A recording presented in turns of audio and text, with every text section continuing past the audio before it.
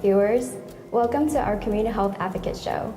My name is Karen Nguyen, Program Coordinator of a nonprofit named Asian Pacific Community in Action, for short APCA. On today's show, we'll be talking about the importance of oral health, and our special guest today will be Dr. Loan Dao from Loan Dao Dentistry. We also have COVID updates from Dr. Kotecha. Please welcome Dr. Dao. Thank you, Dr. Dao, for being here. Can you tell us a little bit about yourself? Of course, thank you for inviting me, Karen. I'm a mom of three wonderful kids, a wife, a dentist. I'm a fitness junkie and also a serial entrepreneur who loves working on passive income. That's amazing. To start off our show, I have a question for you about our community. Many of our community members are afraid of going to the dentist for many barriers. Can you tell us what those barriers are and the definition of oral health?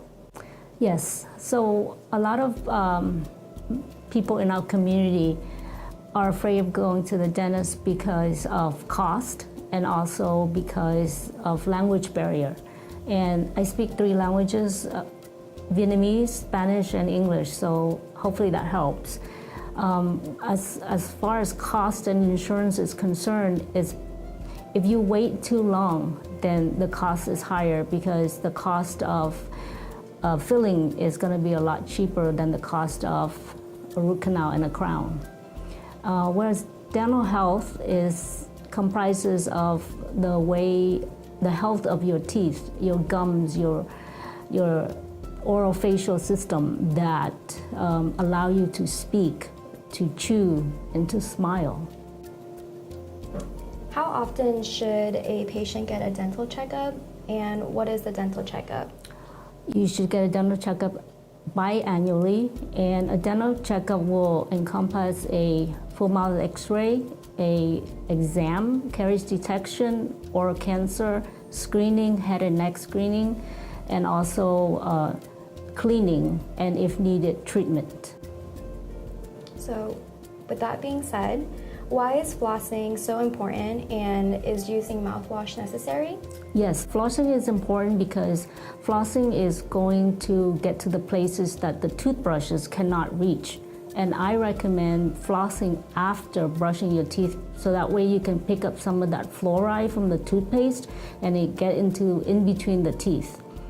Mouthwash is very important and because it freshens your breath, it decreases plaque and gingivitis, and it fights cavities. I'm glad that you mentioned fluoride. I think a lot of community members don't really know what fluoride is. Can you explain to us what is the ingredient fluoride? Fluoride is a mineral, so when added to water, it can decrease the incidence of caries by 25% in adults as well as in children because fluoride helps the enamel fight the acids that's in your mouth that's created by bacteria. And with the incidence of a lot of people using or drinking bottled water, drinking soda, drinking juice, the American Dental Association recommends that we get fluoride, like a professional fluoride treatment called a fluoride varnish, every 3 months, 6 months, or 12 months, depending on our oral health. That is very informational. A lot of us don't really know what fluoride is, so thank you for letting us know about that. I know you mentioned a couple of diseases earlier and the importance of oral health. What are some common oral diseases that the community should be concerned about? For example, tooth decay, grinding, gumdivitis, and many more. Well, oral health is very much linked to overall health. And one of the things that I'm a big proponent of is smoking cessation. Because smoking causes gingival recession, it causes bone loss, oral cancer, it causes tooth loss. And smokers are 10 times likely to get oral cancer than a non-smoker.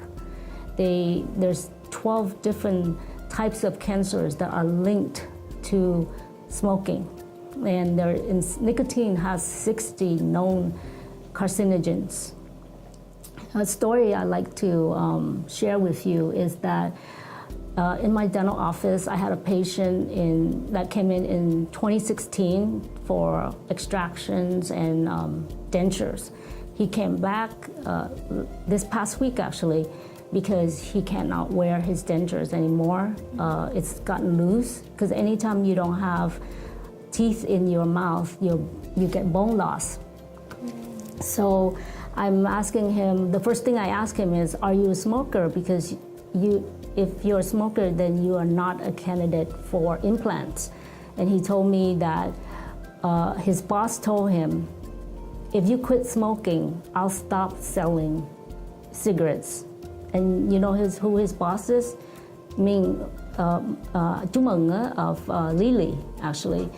And then so I was incredulous. I didn't believe him. So at lunchtime, I went to Chú Mừng and I go, hey, Chú Mừng, are you selling cigarettes?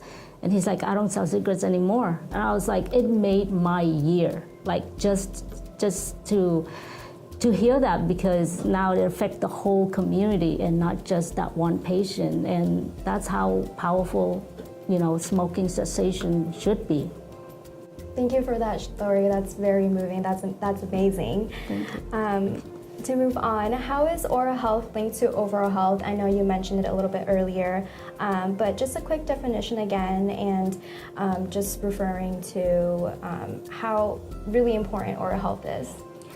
Well, oral health is one of the key indicators of overall health, of well-maintained maintenance, and also of quality of life. So when you go to dentist, your oral health will tell you, you open your mouth, I can tell patients diabetic, a smoker, a bulimic, soda drinker, drug user. I can tell a lot of things from that. So as far as quality of life in the students, if you have bad oral hygiene and poor oral health, then it affects your success in school and its success later in life. That's why it's really important, Karen, that we have something like prevention, because cavity is very preventable. Right. So we should have a system where kids should have preventions, like cleanings, regular cleanings and checkups. And like for an adult, quality of life, an edentulous patient is someone who lost all their teeth and are wearing dentures.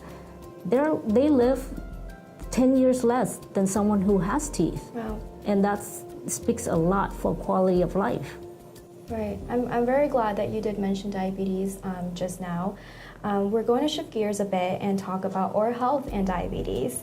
Here at APCA, we actually are running a diabetes program. Consists of diabetes self-management workshop. It is called the Diabetes Empowerment Education Program, other known as DEEP. This program is to help educate people who are pre-diabetic or diabetic to help self-manage and create small lifestyle changes to reduce their risk of worsening the diabetes or getting diabetes. Please contact info@apcaaz.org for more information. Dr. Dao, can you tell us how oral health affects diabetes? Yes, so the link between diabetes and oral health is high blood sugar. When high blood sugar is uncontrolled, then the incidence of oral complication arises. And when you have uncontrolled diabetes, then the white blood cells, your body's natural defense against infections are decreased. And the other way around, how does diabetes affect oral health? There are 29 million Americans living with diabetes in the United States.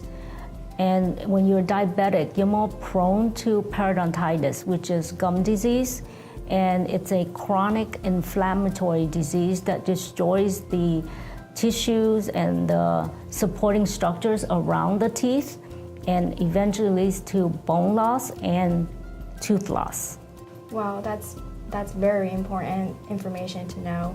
That is something that our community definitely needs to be informed about, and the illnesses that can be around diabetes and oral health. Can you tell by looking into someone's mouth whether they have checked for diabetes? Yes, so one in 5 Americans with severe gum disease, they most likely have type 2 diabetes and not know it. So some of the signs are xerostomia, which is dry mouth. Your salivary gland, it helps wash the bacteria and the plaque away. And so if you don't have saliva, then you're more increased chance of caries. Gingivitis and also halitosis, altered taste. Halitosis is bad breath. And also you have more increased chance of infections. Thank you. So I have a diabetic dental action plan, which means number one is control that blood sugar by prescriptions that is directed by your medical professionals. Number two, you want to have a very healthy diet and exercise. No smoking. Also, you want to, if you're a denture wearer, you want to clean your dentures every day and brush and floss, and of course, visit your dental professionals. Thank you. To move on from diabetes, we're actually going to shift gears to COVID-19. How has COVID-19 affected dental and your dental visits? Across America and also in my office, I do see that patients refrain from seeking dental care because of afraid of getting COVID. So something that should have been caught early and treated with a filling now progressed into a root canal and a crown, which is more pain for the patient and also financial burden. In the office, we do a lot of precautions like CDC, we follow CDC guidelines, we follow OSHA guidelines. I got a HEPA air filter. I've got extra oral suctions that will help with the aerosol in the air. And hey, look, I've been practicing for the past 2 years. Everybody's trying to stay 6 feet away. I'm less than 6 inches away, and knock on wood, I still haven't gotten COVID yet. All due to your preventions and cleanliness and sanitary system. Yes. That's amazing. So it's safe to go to the dentist. Yeah. Thank you, Dr. Dao, for being here and giving us all the informational tips and prevention tips on oral health and diabetes. To follow on with our next segment on today's episode, we will be talking about COVID-19 updates with Dr. Kotecha. Thank you, Karen, for asking the question on COVID update. I will update on COVID on two fronts. One is about the current scenario of COVID globally, nationally, in the state and in the county. And then in the second part, I'll talk about the bivalent COVID vaccine which has come up now. Let's first talk on the current scenario of COVID. Everybody has forgotten COVID. Nobody cares or worries about COVID. People have stopped using masks. They go in the large places where a lot of people come and they don't use masks. They no more fear COVID. This is the scenario everywhere. And this is the situation despite the fact that in last 15 days, 50 million cases of COVID has occurred globally and over 500,000 cases in USA and also thousands of cases in Arizona and Maricopa County. Currently in Maricopa County, 18,000 tests were done last week and the positivity rate was about 25%, which is a very large percentage of positivity which was never seen earlier. So the spread of infection currently is very high. If we look to the community level of COVID for Maricopa County as well as Arizona State, it is medium, which suggests a very high infection rate. About 170 infections per 100,000 is what is happening at present. Among hospitals, 6% of patients admitted to ICUs are of COVID patients. Last month, it was only 1%. Now it has gone to 6%. So even hospitalizations of COVID patient is on rise. Let's look at the figures globally. nationally and Arizona State and Maricopa County. This slide gives you the data of the number of cases, number of deaths, how many people are vaccinated, and how many people are vaccinated among the younger age group, and what is the community level. And as you can see in this, what worries us most is the vaccine coverage among young children. Young children are largely not vaccinated.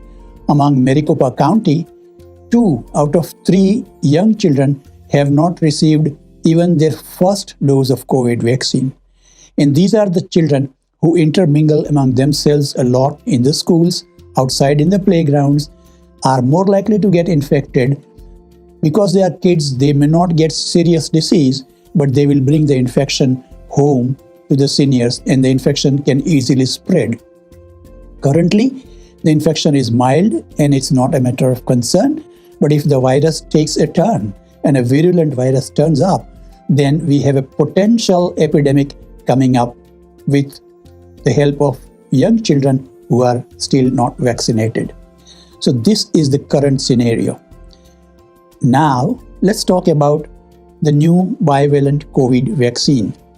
What is bivalent COVID vaccine? As the name suggests, there are 2 components into it. One, the classic virus that happened, first epidemic was through that virus. The second was Omicron.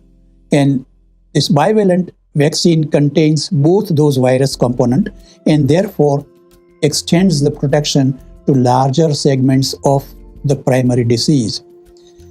It is also called as updated vaccine because it is a new vaccine. So bivalent or updated vaccine is the same vaccine we're talking about. This bivalent vaccine is not used for primary vaccination. It is only used for booster dose and not for primary vaccination. And it is only used for children 5 years to adult age, and younger children 6 months to 5 years are still not approved for bivalent vaccine. The bivalent vaccine should be given 2 months after the last dose of vaccine, primary vaccine, and not before that. Minimum interval of 2 months, but it can be given anytime after 2 months, and that is the minimum interval that we have to ensure before giving the bivalent vaccine. There are 2 types of bivalent vaccine, Moderna and Pfizer. Pfizer is approved for age 5 and above. Moderna vaccine is approved for age 6 and above. So that's the difference. Now, let's talk about, is there any change in primary vaccination? Yes, there is a slight recommendation change. When you take primary vaccination, you take the first dose, and the second dose now is recommended after 8 weeks instead of 3 weeks in case of Pfizer and 4 weeks in case of Moderna. It is used to be earlier. This is for people who are not at high risk. People who are at the age of 65 and above, they must take as recommended earlier for Pfizer after 3 weeks and Moderna after 4 weeks.